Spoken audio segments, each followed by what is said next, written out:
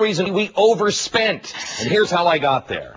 The governor of the great state of New Jersey has just proposed a budget that calls for $2.7 billion in spending cuts. New Jersey, this is a budget that he calls cold turkey therapy for our troubled spending addiction. But before you start feeling too bad for New Jersey, I want you to take a look at how they got there. They have been charting a course back to the progressive era of huge government programs and massive overspending for decades. The New York Times, which knows a little something about liberal policies, recently ran an article saying that New Jersey is actually passing Massachusetts and gaining ground on California as the most liberal progressive state in the country. Everybody celebrate.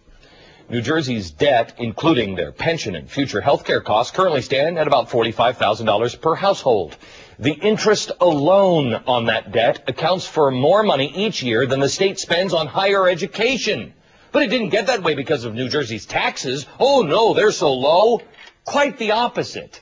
They rank near or at the top of virtually every tax category in existence. Their total tax burden is the third highest in the entire country. And it got that way from politicians using their state budget like a credit card. For decades, New Jersey has recklessly overspent on everything from health care to schools to the number of state employees, and they did it all at the expense of their future. Instead of funding their pension plans every year, they use that money to fund state programs and hire more workers. Oh, we'll write an IOU to ourselves. Well, now they have the worst of both worlds, a bloated government and a massively underfunded pension that will crush the budget for years to come. I bet you the federal government comes into the rescue. America, here is what you need to know tonight. New Jersey's problems are not unique. They are exactly the same problems that our federal government is facing, and we're about to pay that price as well. While most Americans understand, no one wants to accept the pain, which is exactly why Clinton and Obama, with their feel-good plans for huge bailouts and entitlement programs, are so damn appealing. Oh, they offer hope that we can continue to live beyond our means without ever paying the price. If you want to know where all that hope eventually leads you, my friend, it leads you to New Jersey. Don't believe me? Let's ask the governor of New Jersey himself. John Corazon is here. He joins me now. Governor, I have to welcome you to the program and tell you you are one brave man, sir, for what you have done this week. You have been named as one of the most liberal senators in the U.S. Congress. You criticized Democrats at one point as being too timid on progressive programs, and yet you're making these deep cuts. You know that this isn't going to make you popular in New Jersey, and knowing your history, you like big spending programs. This has got to be killing you. No other choice, sir? Well, Glenn, first of all, troubled times require strong actions. I don't believe in doing things that you don't pay for. I don't believe it in my personal life, and I don't believe that we can do that indefinitely in government. And this isn't the federal government where you can print money and borrow indefinitely. States have a responsibility to balance their budgets, and I think that in the long run, I do a better job of educating our kids, protecting our people, and protecting the most vulnerable by getting our financial house in order. And so that makes me... Could I send you back to Washington? I mean, this is thank you for thinking like this. Finally, somebody is. How did your state get here? Because you're not the cause of it. I mean, you just got into office recently. How did this happen to New Jersey? Cumulatively, people have spent about 7% on average year over year for the last 20 years, Republicans and Democrats alike, and revenues have only grown at about 3%.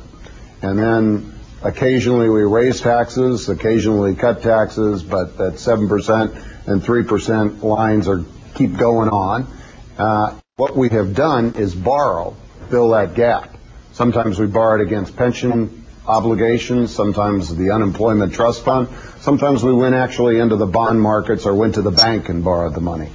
It's crazy. It's ended up having debt service for those things that we borrowed against crowd out everything else we're trying to do. It's a little bit like the problems of Medicaid, Medicare, and Social Security. I was just going to say, end up being charges. You just said a minute ago, it's not like the federal government where we can print money or borrow more. Well, you know what? The government can't print money or borrow more. That's why you see our dollar spiraling out of control, where our debt is going out of control. What message? I mean, I have to tell you, Governor, you are a microcosm of what is coming to America. So we should be watching you. We should be watching how you fix this, because here you are, a state that has a Democrat as the governor, and your state capital is run by Democrats. It's what we're probably going to have in Washington. You're getting heat from your own party on these cuts. Are you going to be able to cut this? And what advice do you have for Americans who are about to see this horror show in the federal government? Glenn, if you don't face your problems, if you don't admit you have a problem, you can't solve it. And you protect the things that you value most, you prioritize when you actually make tough choices. That's what we're doing here. I hope that I will be able to pull enough Republicans and Democrats to support the budget I've laid down, and also the proposition that we're going to limit spending in the future to what we can certify as growth in revenues, and we're going to have to put limitations on borrowing. You do those three things, long term we'll be a lot better. You can't, you can't raise taxes. I mean, you know this. People are fleeing from your state, and taxes are moving to Pennsylvania, like you're Mexico, and they're in Pennsylvania's the United States. Get me away from all these high taxes. In New Jersey, you can't raise any more money through taxes, can you? Glenn, I think tax is not the solution. We're a very high cost of living state, as are most of the states surrounding us, by the way. We have, by the way, the highest median income in the country, so there are a lot of people that want to work in and around New Jersey. We've got a great educational system. Protect those things by making them priorities. Look, Governor, you have received so much heat, and I really do admire you. I don't agree with a lot of things that you say, but I really do admire you for taking the tough road here. You have you've cut hospital funds by 144 million. Your opponents say that's 190. 190. Your opponents say that's going to shut down 70 hospitals. Let me just ask you this. Yesterday, you were with Senator Hillary Clinton on stage campaigning for her. She wants universal health care. You know that the federal government is in the same situation. How could you possibly stand and say, yes, we need to have universal health care as well? Well, the problem with not having universal health care is that we end up having individuals use emergency rooms as the source of their health care. Instead of preventive care, instead of primary care, they go into the emergency room, and that ends up costing society a lot more. I think we need an organized system that preferably would operate within the private system.